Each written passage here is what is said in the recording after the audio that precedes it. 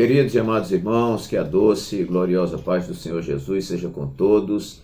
Nós estamos de volta para mais uma aula de Escola Bíblica Complementar. Esta aula que tem um compromisso com a poderosa, inerrante e infalível Palavra de Deus. Eu sou o pastor Walter Pereira e semanalmente eu estou comentando aqui uma das lições de adulto que é publicada trimestralmente pela Casa Publicadora das Assembleias de Deus. Estamos caminhando já para as últimas lições desta lição maravilhosa que nós estudamos ao longo desse trimestre, a carreira que nos está proposta, lição comentada pelo pastor Osiel. Hoje nós estaremos estudando já a lição número 12, me parece que agora só temos a 13, que será a última cidade celestial. Hoje nós vamos estudar a lição número 12 para 23 de junho de 2024, cujo título é A Bendita Esperança, a marca do cristão. O nosso texto áureo nos diz assim: aguardando a bem-aventurada esperança e o aparecimento da glória do grande Deus e nosso Senhor Jesus Cristo. Carta pastoral de Paulo a Tito, capítulo 2, versículo 13. A verdade prática nos diz: a esperança cristã é a âncora que mantém a alma do crente firme diante dos dissabores em nossa jornada de fé. Leitura bíblica em classe, carta de Paulo aos Romanos, capítulo 8, versículos 18 a 25, que passaremos a ler. Porque para mim tenho por certo que as aflições deste tempo presente não são para comparar com a glória que em nós há de ser revelada.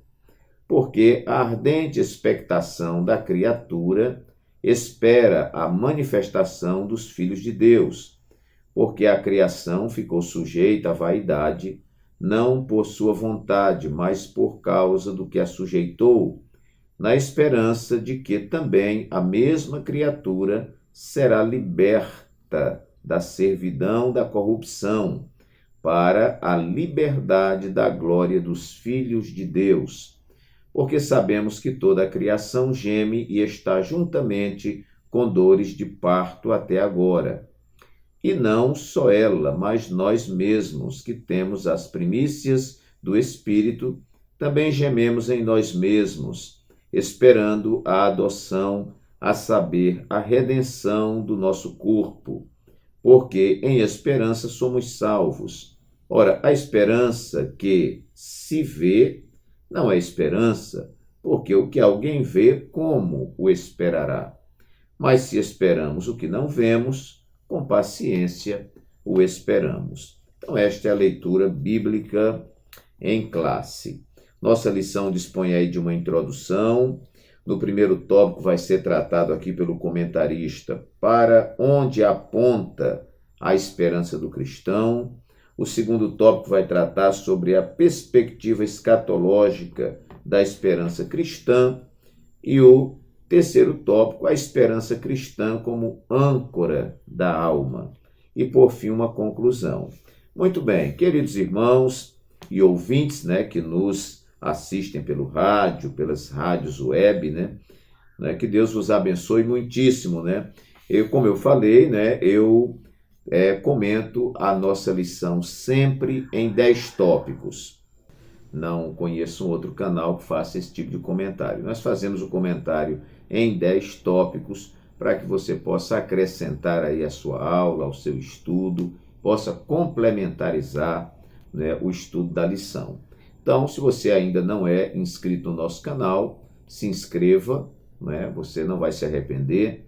E também deixa o seu like, você vai estar contribuindo para o canal. Compartilhe com outras pessoas, muita gente compartilha esse vídeo e esta aula com outras pessoas. E também deixa o seu comentário aí no YouTube, que tem lá o localzinho para você fazer um comentário, uma crítica, aí é com você.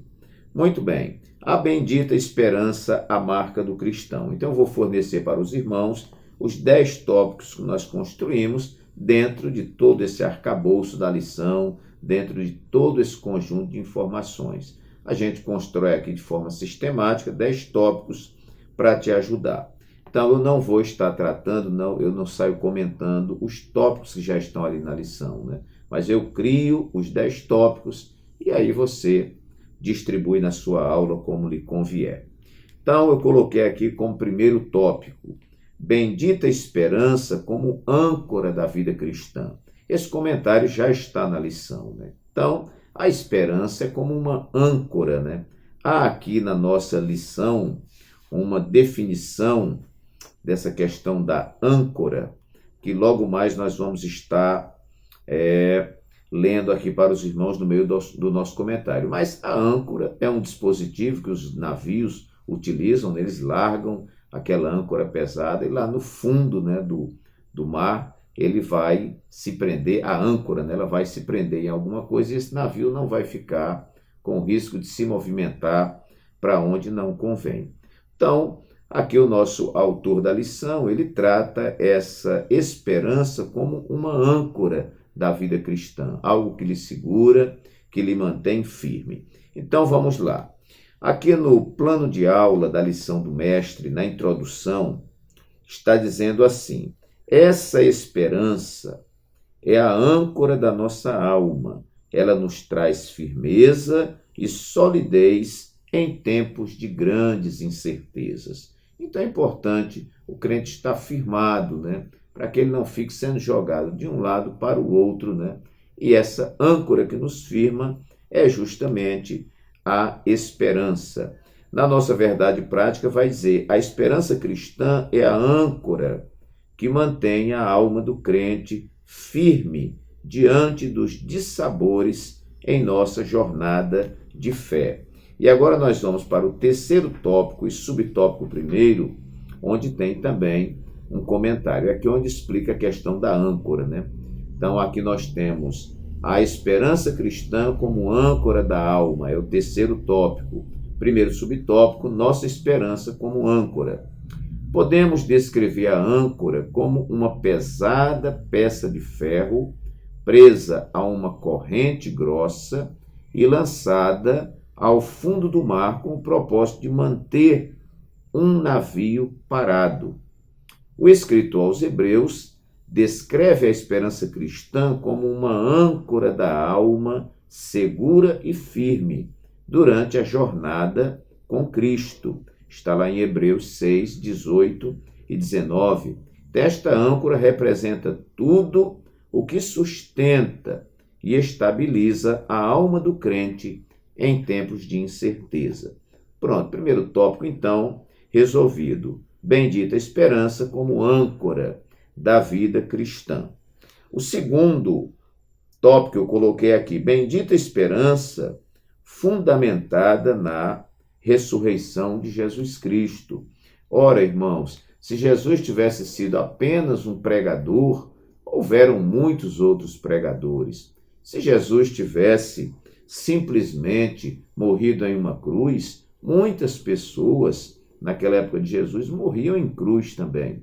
Né? O diferencial do cristianismo não é o ministério de Jesus, a sua morte na cruz. O grande diferencial do cristianismo é justamente esse Cristo ter padecido sobre os poderes de Pôncio Pilatos, ter sido crucificado, morto e sepultado, mas que ao terceiro dia ressuscitou de entre os mortos e está à direita de Deus Pai a interceder por nós. Então isto é muito importante para a vida cristã, porque se Cristo ressuscitou, aqueles que creem nele e que ele prometeu ressuscitar, claro, vão ressuscitar também. E aí está a nossa esperança.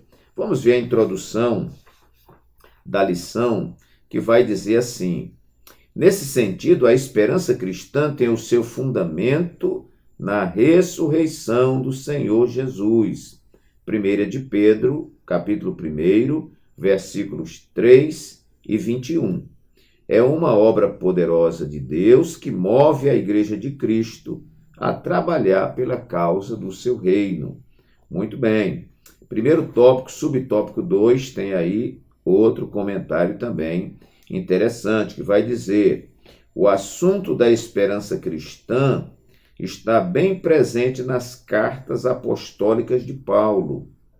Nelas percebemos a esperança na ressurreição dos mortos em Cristo. Você vai ver em Atos 23, versículo 6, 1 aos Tessalonicenses, capítulo 4 e versículos 13 e 14. Uma esperança fundamentada, então, na ressurreição de Jesus. E o auxílio teológico, o número 2, que tem 2 auxílios teológicos na lição de mestre, vai dizer assim: a maioria dos teólogos reconhece que no Novo Testamento o futuro é visto como o desdobrar daquilo que nos é dado na ressurreição de Cristo.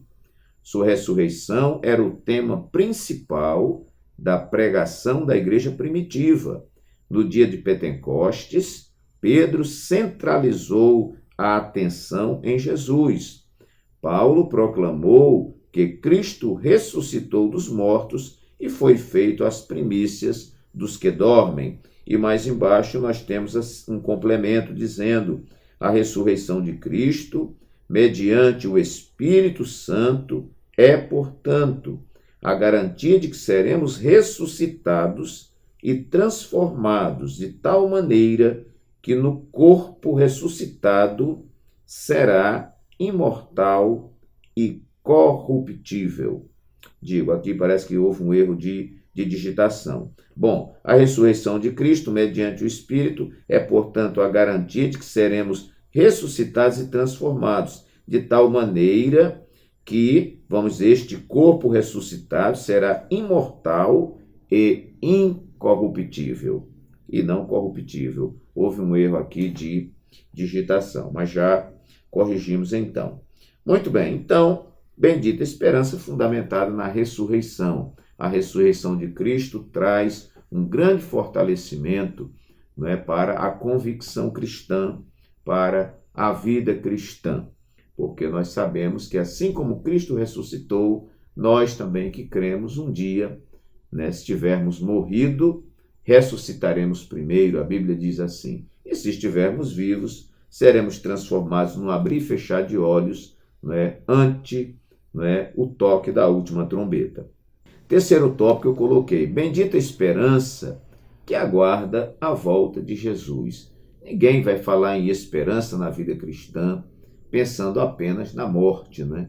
Mas também na volta de Jesus. Jesus disse, quando estava com seus discípulos e percebeu que eles estavam tristes, Jesus disse assim: não se turbe o vosso coração, credes em Deus e crede também em mim. Na casa de meu pai há muitas moradas. Se não fosse assim, eu vos teria dito, né? Vou preparar-vos lugar, e quando eu for e vos preparar lugar, virei outra vez e vos levarei para mim mesmo, para que onde eu estiver, estejais vós também. Então, o Novo Testamento está recheado aí de textos bíblicos, né, que falam da volta gloriosa de nosso Senhor e Salvador Jesus Cristo. Tópico 2 e subtópico 3, vamos lá, que tem também uma outra informação interessante. Tópico 2 e subtópico 3, que diz assim: por que uma doutrina da esperança? Bom, a razão de termos uma doutrina da esperança é porque confiamos na promessa da ressurreição dos que morreram em Cristo, da transformação dos que estiverem vivos por ocasião da volta de Jesus. 1 aos Tessalonicenses 4, versículos 13 a 18, Paulo vai fazer uma exposição aí categórica, né, sobre este assunto.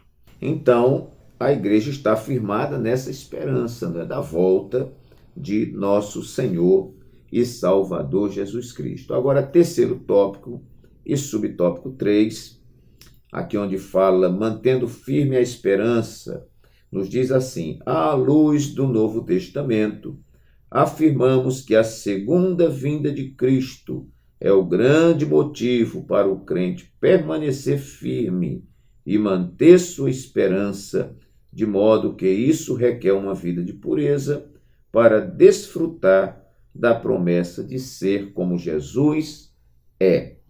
Muito bem. Então, queridos, bem-aventurada esperança que aguarda a volta de Jesus. Quarto lugar, bem-aventurada esperança que compensa os tempos de aflição. Muito interessante isso aqui. Jesus disse: no mundo tereis aflições, tende bom ânimo, porque eu venci o mundo. Então, meus queridos, esta esperança de uma vida melhor e mais feliz na eternidade, esta esperança de que aqui nós somos passageiros, esta esperança de que aqui nós estamos no deserto, mas Canaã é logo ali, é o que nos faz, não é, compensar esta aflição. A igreja é uma igreja peregrina, é uma igreja militante, mas esta igreja tem a esperança de ser uma igreja glorificada, né? A nossa pátria não é aqui. Os versículos 18 e 23 da nossa leitura bíblica em classe diz assim, falando sobre a natureza, e diz assim: e não só ela, mas nós mesmos que temos as primícias do Espírito, com E maiúsculo, Espírito Santo, também gememos em nós mesmos, esperando a adoção, a saber, a redenção do nosso corpo. Esta é a esperança. O versículo o 18, porque para mim tenho por certo que as aflições deste tempo presente não são para comparar com a glória que em nós há de ser revelada. Então, Paulo está dizendo aqui aos romanos que ele tinha certeza de que essas aflições pelas quais ele estava passando e que a igreja passaria, não tinham como se comparar com a glória que em nós há de ser revelada. Claro, meus irmãos, o que espera a igreja, a recompensa para a igreja, os galardões que Cristo tem para o seu povo, as bênçãos que tem reservada, elas vão apagar, fazer esquecer tudo que a igreja passou aqui na terra. No plano de aula, no setor de motivação, diz assim: é impressionante como a esperança cristã fez com que a primeira geração de cristãos que sofreu grandes aflições, vitupérios, tribulações, expoliação de bens e muitos outros prejuízos por causa de sua fidelidade ao Senhor, não perdeu a capacidade de se alegrar e regozijar-se em Cristo. Hebreus 10:34. Qual era a causa disso? Porque eles tinham nos céus uma possessão melhor e permanente. Eis a razão porque a igreja primitiva, os primeiros cristãos, sofriam e até se regozijavam, Eles achavam um privilégio sofrer por Cristo. Claro que eles objetivavam, Eles visavam, o futuro, onde eles seriam recompensados por tudo isso. Também, ainda nesse plano de aula do mestre, lá na conclusão, está escrito assim: a esperança cristã é um antídoto do céu para nos motivar a perseverar na fé em Cristo em meio às aflições do tempo presente. Então, essa bendita esperança, irmãos, nos faz compensar os tempos de aflição. Quinto lugar, bendita esperança, cujo autor é Deus. Quem coloca esta esperança em nosso coração? Qual a raiz, Qual a origem desta esperança? Quem é o criador desta esperança para o cristão, para a igreja? O próprio Deus. O auxílio teológico, o primeiro, diz assim: Deus é revelado na Bíblia como o Deus da esperança, glória a Deus, que nos outorga paz e alegria à medida que confiamos nele.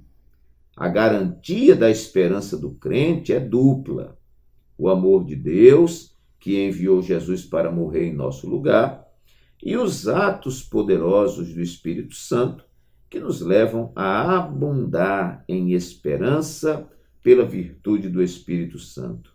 Dessa maneira, o Espírito Santo, que também é Deus, que nos batiza e nos dá a sua plenitude, é o penhor, ou seja, a primeira prestação da nossa herança. Mais embaixo um pouquinho nós temos: essa esperança, porém, nunca nos decepcionará, nem nos envergonhará, por termos confiado nela, porque ela é mantida viva e demonstrada como verdadeira pelo amor de Deus que o Espírito Santo derramou em nosso coração, conforme está lá em Romanos 5:5. Glória a Deus por isso. Deus é o autor desta esperança maravilhosa. Tópico 1 e subtópico 3 nos diz assim: Deus, o autor da nossa esperança. Essa esperança é uma consequência do novo nascimento em Cristo Jesus, de modo que esse processo envolve uma obra plenamente sobrenatural e espiritual. Por isso, Deus é o autor da nossa esperança, conforme o apóstolo Paulo mostra em sua carta, Romanos 15:13. Logo por meio dessa viva esperança, estamos prontos para suportar perseverantemente todos os dissabores ao longo da nossa jornada ao céu. Muito bem. Então, tópico 5 resolvido aqui. Vamos para o nosso tópico 6.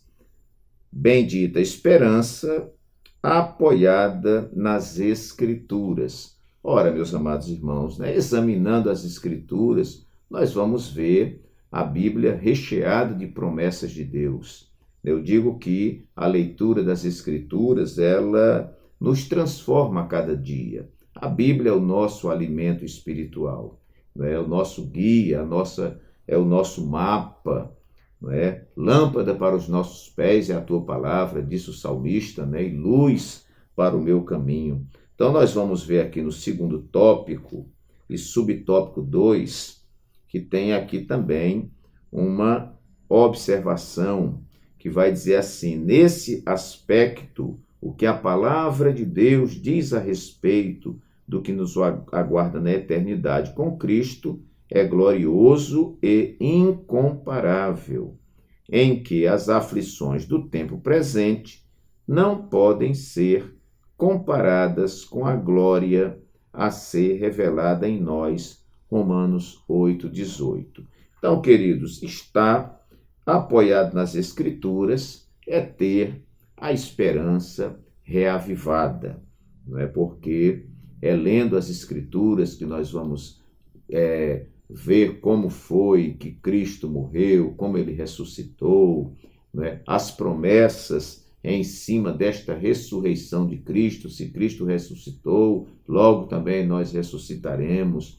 Aqui nas Escrituras nós vamos ver sobre a volta de nosso Senhor e Salvador Jesus Cristo, onde aqueles que morreram em Cristo ressuscitarão primeiro. Depois nós, os que estivermos vivos, seremos transformados num abrir e fechar de olhos. Então, bendita esperança apoiada nas Escrituras. Nós podemos dizer que alguém que não examina as Escrituras não pode ter alimentada esta esperança na sua plenitude. Sétimo ponto eu coloquei aqui: bendita esperança, diferente da esperança mundana. Como é a esperança do mundo? Como é a esperança do verdadeiro cristão? Elas são diametralmente opostas, são diferente, muito diferente uma da outra. A esperança do cristão é uma, a esperança daquele que vive no mundo, que vive em trevas, que vive afastado de Jesus, é outra. Vamos ver aqui no terceiro tópico e subtópico 2, vamos ver este registro muito interessante. Diz assim: essa esperança que traz certeza à alma do salvo não pode ser comparada com a esperança dos ímpios. O apóstolo Paulo afirma que sem Cristo não há esperança para o ser humano, conforme Efésios 2:12. Dessa forma, trata-se de uma esperança vã, essa esperança do mundo, do incrédulo, Por consequência, há diversas esperanças presentes na cultura humana. Por exemplo, Há religiões que expressam sua esperança em uma história cíclica, como é o caso do hinduísmo, né? Que crê que a vida é vista de acordo com o ciclo de nascimento, morte e reencarnação. E fica esse negócio girando, né? Outros povos buscam pautar sua esperança em astrologia, quiromancia, dentre várias práticas pagãs que a Bíblia proíbe. Na política, muitos fundamentam suas esperanças em ações revolucionárias que não passam de ilusão. Em síntese, podemos dizer que toda esperança fora de Cristo é vazia, sem sentido. Já a esperança em Cristo é segura, consoladora e com propósito. Muito bem. Então, meus queridos, a esperança do cristão é diferente da esperança mundana. Ok. Oitavo tópico. Bendita esperança que abrange toda a criação. Nós vamos ver que não somente a igreja espera Cristo, né? Mas toda a criação. Porque com o pecado do homem, não é? Esse pecado, de alguma forma, repercute no mundo. Né? Deus colocou Adão no Éden, entregou a ele o mundo, ele deu nome aos animais. Então, Adão, vamos dizer, o gerente do mundo, né? O cuidador do planeta que Deus lhe confiou, com a sua geração, claro, mas o pecado afetou o homem e, afetando o homem, todas as coisas foram corrompidas juntamente. Nós vamos ver aqui no versículo 19 a 23, que diz assim: porque a ardente expectação da criatura espera a manifestação dos filhos de Deus, porque a criação ficou sujeita à vaidade, não por sua vontade, mas por causa do que a sujeitou, na esperança de que também a mesma criatura seja libertada da servidão, da corrupção, para a liberdade da glória dos filhos de Deus. Porque sabemos, observe, porque sabemos que toda criação geme e está juntamente com dores de parto até agora. E não só ela, mas nós mesmos que temos as primícias do Espírito, também gememos em nós mesmos, esperando a adoção, a saber, a redenção do nosso corpo. Mas a Bíblia diz que um dia haverá um novo céu e uma nova terra. O nosso Cristo restaurará todas as coisas para a glória do seu próprio nome. Muito bem. Então, meus queridos, esta bendita esperança não só abrange a nós que gememos, não é, aguardando essa redenção por nosso Senhor e Salvador Jesus Cristo, mas toda a criação que foi afetada pelo pecado. Nono e penúltimo lugar, nós colocamos aqui: bendita esperança, pois quem prometeu é fiel. Por isso que a esperança é bendita. Nós vivemos hoje um tempo, meus amados irmãos, de falta de credibilidade, ou um tempo em que a credibilidade está em baixa.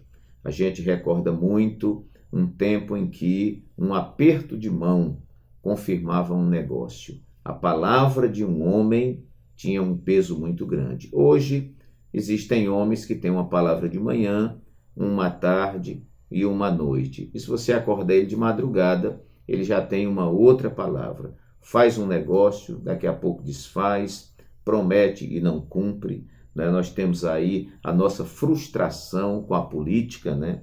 Nossos representantes que muitas vezes vão para lá, para os seus postos de trabalho, para serem representantes do povo e não representam coisíssima nenhuma, mas representam seus próprios interesses. Vão para ficar rico ou cada vez mais ricos, e o povo, não é, que fique jogado aí às traças. Então, isso tem nos abalado muito, né? Hoje você chama muitas vezes um pregador, chama um cantor para cooperar numa festividade e o cidadão tem que assinar um contrato porque você não confia na palavra dele. Então isso é muito triste para todos nós, né? É bonito um homem que trata e cumpre, quando compra, paga, quando dá a sua palavra, honra a sua palavra. Mas aqui nós podemos ficar tranquilos porque quem prometeu foi o Senhor, e o Senhor cumpre a sua palavra, né? Pode passar o céu e a terra, mas as suas palavras não hão de passar. Ele é fiel para cumprir a sua palavra, né? Como ele disse a Jeremias, o que vês, Jeremias? Jeremias disse, eu vejo uma vara de amendoeira. O Senhor disse, viste bem, porque eu velo sobre a minha palavra para cumprir. E 10º e último ponto, irmãos, para nós encerrarmos a nossa aula singela, eu coloquei bendita esperança que vê o invisível. É paradoxal, né? Vê o invisível. Mas nós temos aqui na nossa leitura, no versículo 24 e 25, que diz assim, né? Hebreus 8, 24 e 25, diz assim, a esperança que se vê não é esperança, porque o que alguém vê, como o esperará? Mas se esperamos o que não vemos, com paciência o esperamos. Nós não temos hoje uma presença física visível do Senhor Jesus, como os discípulos que andavam com ele naquela época, mas nós temos a sua palavra, temos a nossa fé. Não é? Paulo vai escrever e diz que Abraão, que também é um homem tipo da fé, diz que ele creu contra a esperança. Né? Jesus repreende a Tomé, porque Tomé diz que só acreditava se pegasse, visse as mãos furadas de Jesus, o lado onde entrou a lança. Né? E quando Jesus aparece para ele, e ele, meu Senhor, Jesus diz, porque você me viu, você creu? Tomé, bem-aventurados que não viram e creram. Né? Então, meus queridos, nós cremos no invisível, né? Pela fé, pela confiança na fidelidade de Deus. Nós não podemos encerrar esse tópico sem lembrar dos heróis da fé. Os heróis da fé estão ali listados no capítulo 11 de Hebreus. E aqueles homens e aquelas mulheres, a Bíblia vai dizer que muitos deles não alcançaram a promessa, mas saudaram-nas de longe, mas permaneceram firmes na fé, como quem vê o invisível. E aí o escritor da carta, no capítulo 12, ele diz assim, portanto nós também, pois que estamos rodeados de uma tão grande nuvem de testemunhas, que são os heróis da fé, do capítulo 11, ele diz, deixemos todo o embaraço, o pecado que tão de perto nos rodeia, e corramos com paciência a carreira que nos está proposta, olhando para Jesus, autor e consumador da fé. Eu digo sempre que aquele que não estiver disposto a viver na dimensão do milagre, não pode acompanhar Jesus. Então, mesmo sem ver, nós cremos pela fé e conservamos a nossa esperança de que o nosso Cristo vive e que em breve virá buscar a sua igreja para estar para sempre com ele. Que Deus assim nos abençoe, que o Espírito Santo fale mais alto ao seu coração. Receba aí um abraço carinhoso, então, do pastor Walter Pereira, e até a nossa próxima aula, se Deus assim o permitir.